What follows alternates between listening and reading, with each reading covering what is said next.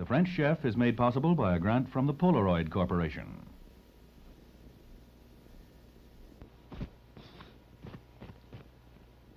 Here is a French tart, fully dressed in a glittering diadem of apple slices. And here in the wings is a simple, innocent, mysteriously light and buttery shell that supports it. We're making French tarts, apple style, today on the French Chef.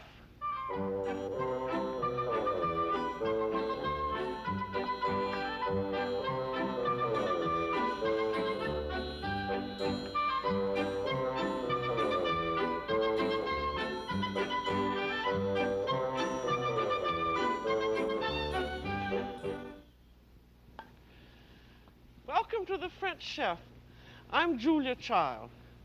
I think an awful lot of people have a simply terrible time making pastry dough and pie shells. They find it stiff as a board or hard as a rock or soggy as a wash rag. And I think they can be made, and it isn't too difficult. And I'd like to show you how to make a good pastry crust today, because it has the French pastry dough or any pie dough has so many uses that you can make not only tart shells like this that we're going to do today, but you can make turnovers and pastry cases and all kinds of goodies. And it's not too difficult to do if you've seen it done. And what we're going to do is to make the pastry dough and then make a tart shell like this. You see it has straight sides, and you can use it for quiches or onion tarts or apple tarts. And so because this has straight sides, this is done in the French way in a flan ring. This is just a plain ring, and it sits on a pastry sheet.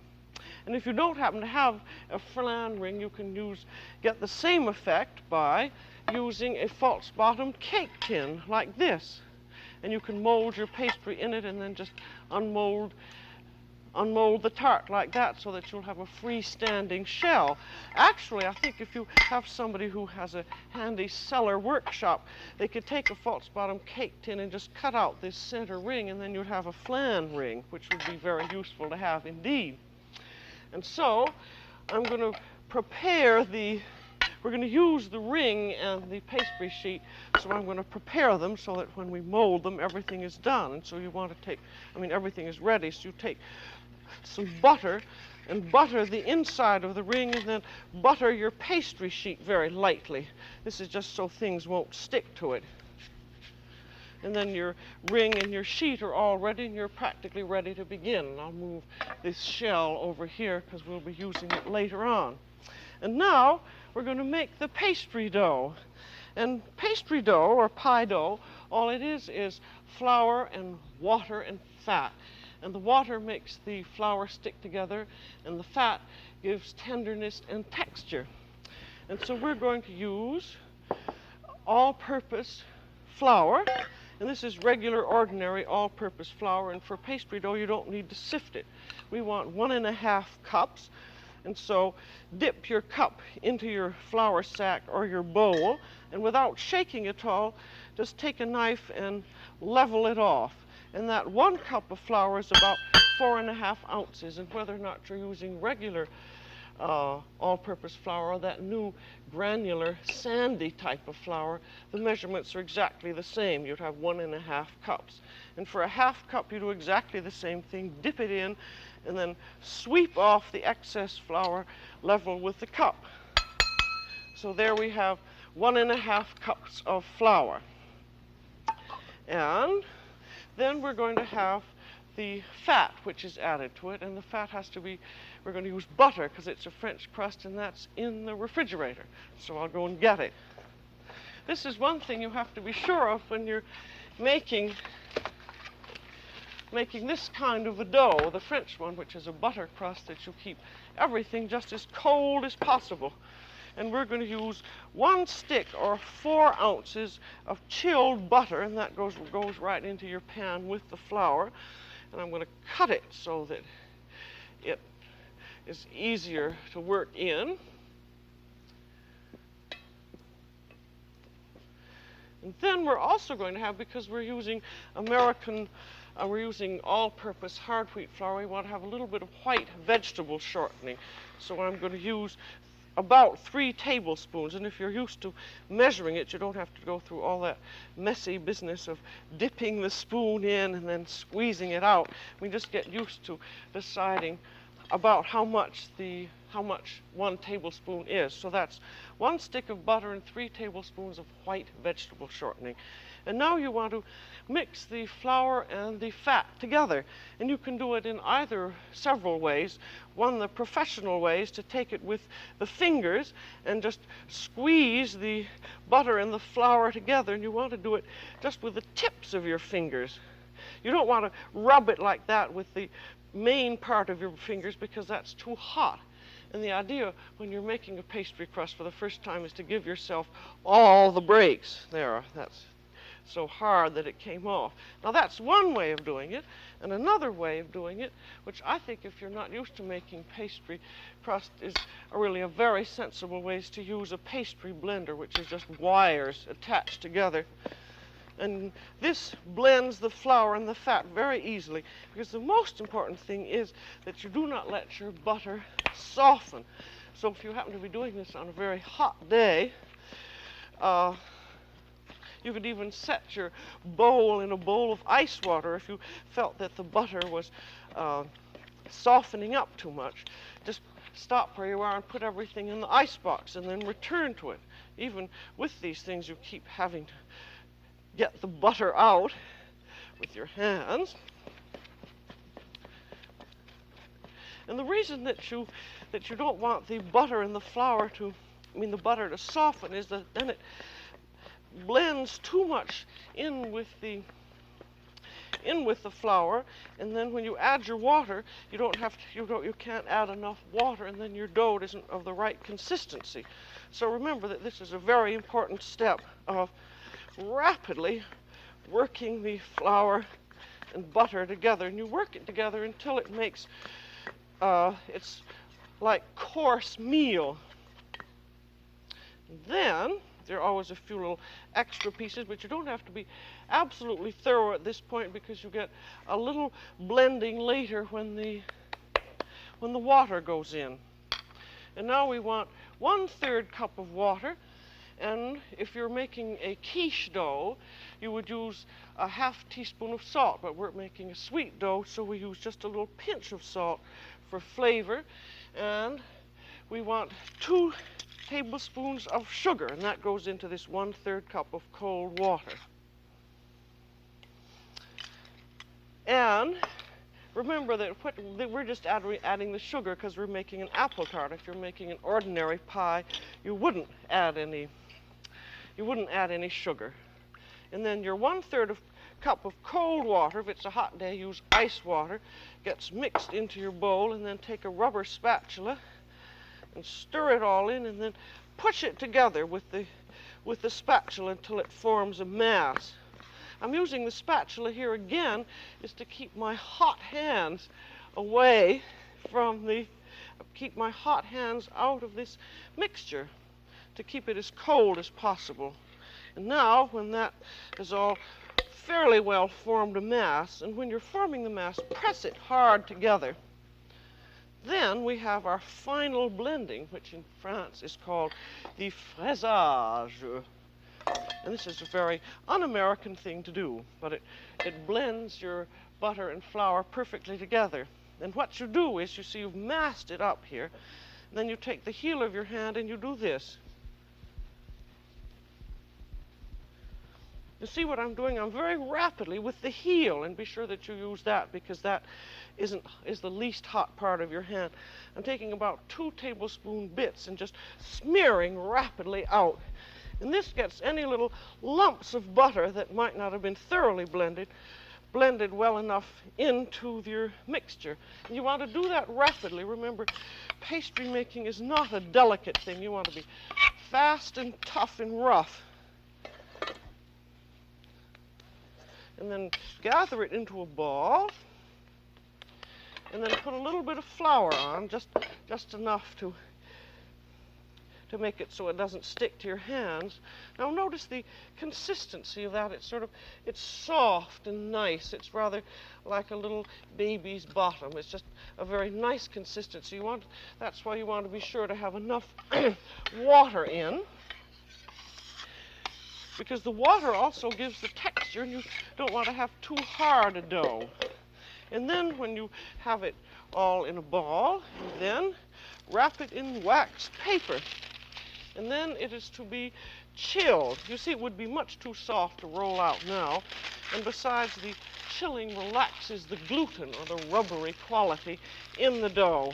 And that should be chilled for 2 hours or for 2 days. It really makes very little difference, because as long as the dough is relaxed, it's ready to roll. So here we have some dough that I made last night, and that's all ready to roll out. And this again is, if you're familiar with making pastry dough, you can use all kinds of shortcuts, but if you're not, you should give yourself every chance, so that it's nice, and every chance means keep everything cold. You see, that's fairly cold and hard, and so you can take your rolling pin and beat it up a little bit just to soften it. And then take your hands and very briefly knead it so that it just has enough. I guess I put away my flour, and I didn't mean to. Because we want to have it soft enough so you can roll it, but not too soft. And then take a little bit of flour, and flour each side, and then you're ready to start rolling. And if it's too hard, beat it up a little bit more, because you want to roll it so that the edges don't crack. And then roll it back and forth to get it started a little bit. And then notice that I start on the back end and roll forward, and I don't quite come out to the other end. This is to the far end, and this is so that if you rolled all the way over like that, you'd find that your edges were much thinner than your center. And another thing you always want to do is to keep turning the dough. And the main reason for keeping turning the dough is so that it won't stick on the bottom. Because if it sticks on the bottom, then you have a real mess. And we're rolling this out into a circle, because it's going to go into an 8-inch flan ring. I really have enough flour here with 1.5 cups to make a 10-inch ring. But I always like to make a little bit extra, because you can always keep it. You see, notice I was turning it all the time, and I'm rolling as quickly as possible, because when you have as much dough as this, you just don't want to linger around, particularly on a hot day, because with all this butter, the dough will soften a lot, and then you find you won't be able to do anything with it. And so now you have it all rolled out, and I'm using here a piece of marble, which I find very nice for making pastry. I just looked up in the telephone book where it said marble, and then I just went and bought a piece, and it's cool, and it's easy to clean off. Now when you've rolled it out the length that you want, you see what you want it to be a little bit more all around than your ring, and you want it about 3/8 of an inch thick. Then you're ready to mold it into your ring. So fold it in 4 like this, and then bring over your ring, and then lay it in. And now comes the part of molding it into the flan ring. And for this you have your dough in, and then you want to lift the dough up and gently push it down the edge of the ring all the way around. And this has 2 reasons for doing. One is that you want to make the edges a little bit thicker than the bottom, so that they'll be sturdy and won't break. And another one is that you're going to, when you cut the dough off, then you're also going to push it up again. You see, I'm just taking my fingers and just gently pushing in. It's probably about 1/4 of an inch all around. And then spread it out around this way, and just take your pin and roll right across the top of your mold. Now if you were using a false bottom cake tin, you do just exactly the same thing. And there are your scraps, and just keep them. I'll show you why later, because you may need to patch it. And now The second step is to now push the dough up a little bit. You see, I'm taking my two thumbs and just pushing it up all around. And pushing it against the sides of the mold. You sort of, if you push away with your thumbs and then keep swinging your pastry sheet around, then make a nice little even edge. And then we want to decorate the edge a bit. And this is a French pastry pinch. And this one, you just pinch the edges of it like that all the way around. And if you don't have one of those, you can take a fork and just take the tines of it and go all around that way. Actually, I think the pinch looks very nice. In the raw dough, it usually bakes out so you can't see what's happening. I mean, what has happened, as long as you have a little design. Now here, I'm just using the flat edge of a knife here. So it doesn't make any difference what method you do, as long as you make some kind of a little decorative edge. I really rather like the knife the best, I think. Then you have this all molded, and then you take a fork and you prick the bottom of it. Be sure that you do this, because if you don't prick the bottom, you'll find that the bottom puffs up while it's baking. And then this is always baked first, no matter whether you're going to have a baked tart or some fully cooked ingredients that go into it. And this is to prevent a soggy bottom, because nobody likes soggy bottoms, particularly in a pie. And so if you're going to bake it, you have to support the edges, otherwise they'll fall. So I always find I always have pans that fit into any one of these rings, because it's much easier. And I have this one is buttered, and this sits right down in there. And then you can weight it down with something like just a cup. And if you don't have a pan that fits exactly, use some thin aluminum foil and turn it into a ball and put it into the dough, and then fill it with beans. Anything that you do, but you want to be sure that you keep the edges pushed up like this. So I'm just going to use my pan. And then that is now ready to bake. But if you don't want to bake it right away, you can chill it in the refrigerator until you're ready to bake. But one thing is, if you the chilling isn't necessary if you make your dough in the French way of having it given a long rest before you roll it out. But if you find that you like to make the dough and then roll it right out, you should let it probably rest for half an hour before you bake it, because the gluten or rubber quality is worked up in it and it might shrink.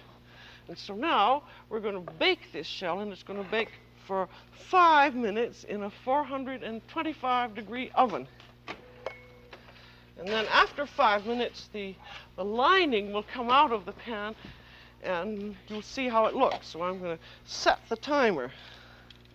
I want you to see how to bake this shell, because they're so easy to make, but these are one or two little tricks to them, such as the pre-baking and the pricking and the possible patching that you might get into, all of which are perfectly fair to do. I used to think it wasn't fair to patch a shell, that it was my own fault if something happened to it, but anything goes.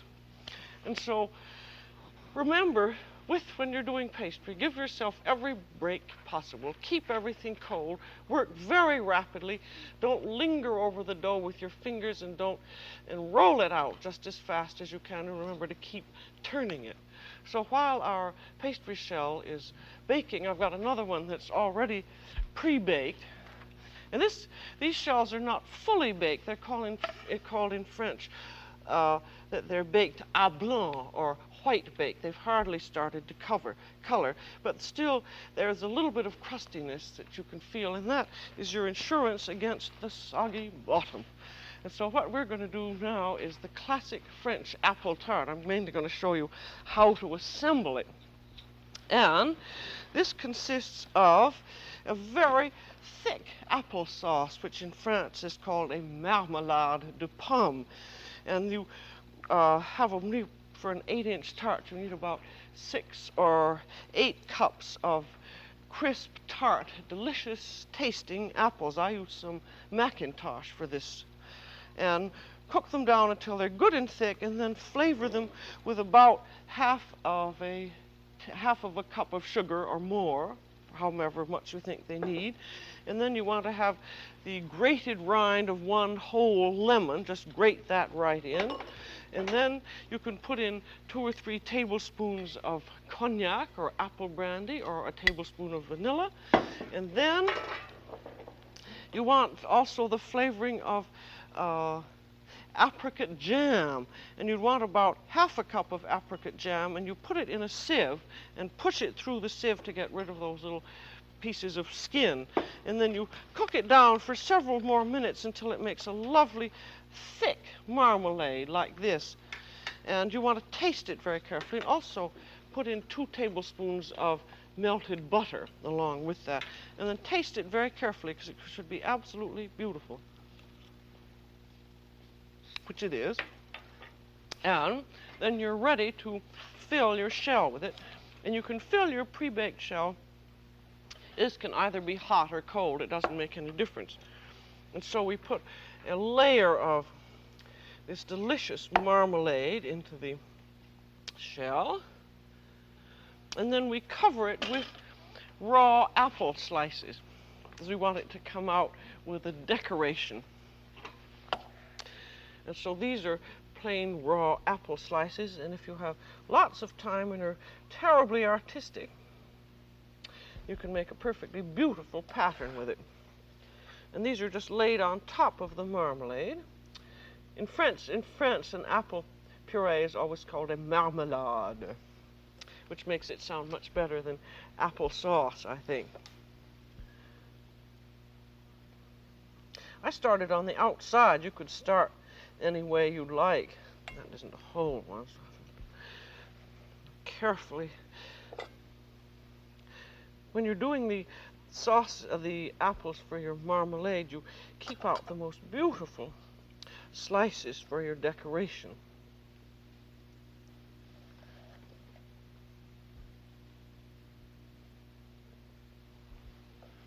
Now you could start in the middle if you wanted and come out, which might even be better. I'm just putting some now in the middle to make some kind of a central decoration.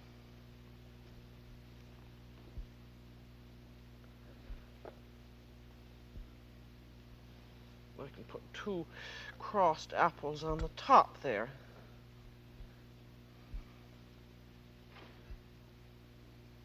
I think that I have one in the oven, which we'll see which comes out, and I don't think I put the slices close enough together. They shrank up a little tiny bit, as you will see. Now this now goes into a 375-degree oven for 30 minutes. So here it goes into the oven. And while I'm here, our pastry shell is just about baked, so I'll take it out so you can see it. Yes, there went the bell. That was good timing. Now,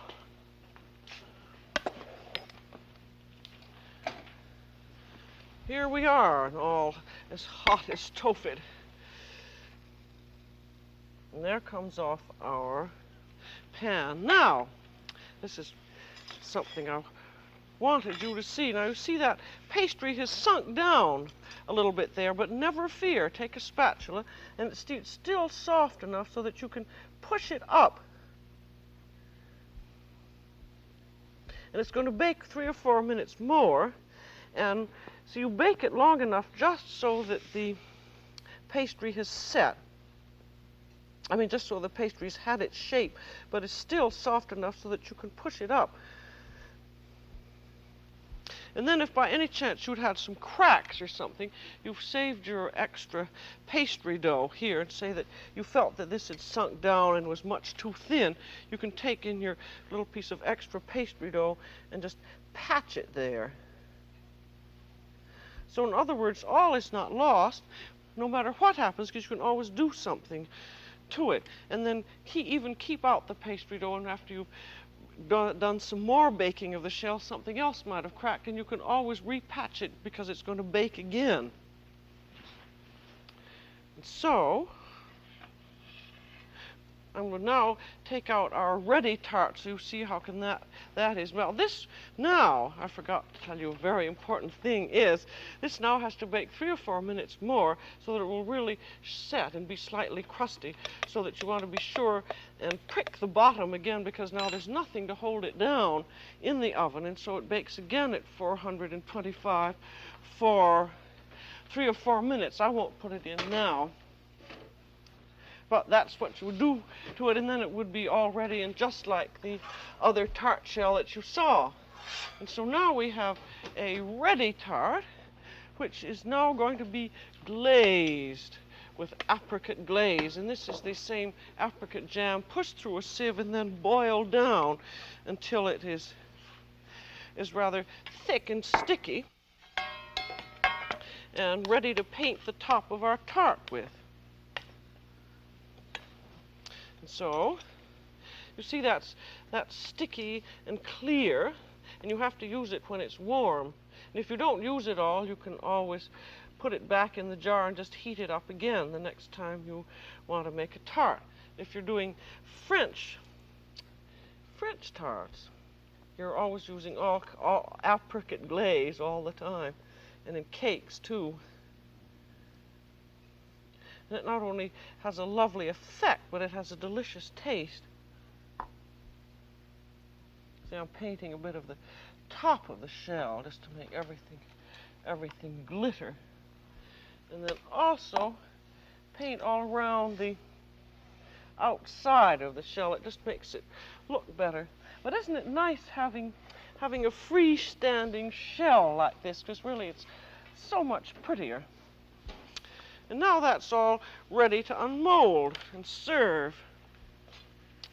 And you can serve these tarts either hot, warm, or cold. It doesn't make any difference. And there you are. You just take a spatula and just slip it off. You're going to see when I serve it that this really makes such a much nicer dessert than something that's in a pie shell. So there, we're ready to serve, and you'll see how it looks.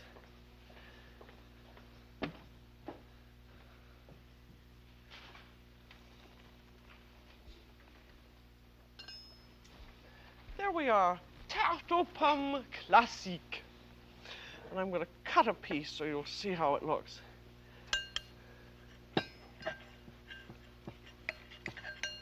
Well, cuts nicely through, so I think we have a good pie crust there. There. And then if you'd like, you can serve a little lightly whipped cream flavored with possibly some calvados or brandy and a little bit of powdered sugar. And that makes a perfectly lovely little tart there. So there you are. Now, actually, some people, when they make their first French pie crust, think that the crust is so good, they can say, well, you can just leave out the apples, Mom. I'll just take the crust because it's so delicious. So that's all for today on The French Chef. This is Julia Child. Bon appétit.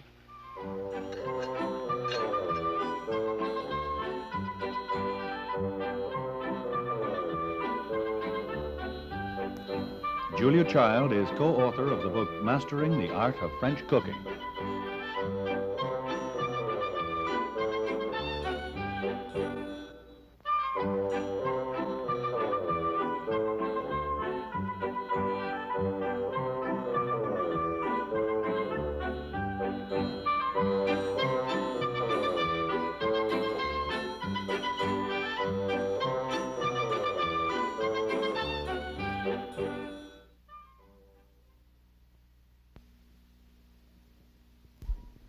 The French Chef is made possible by a grant from the Polaroid Corporation.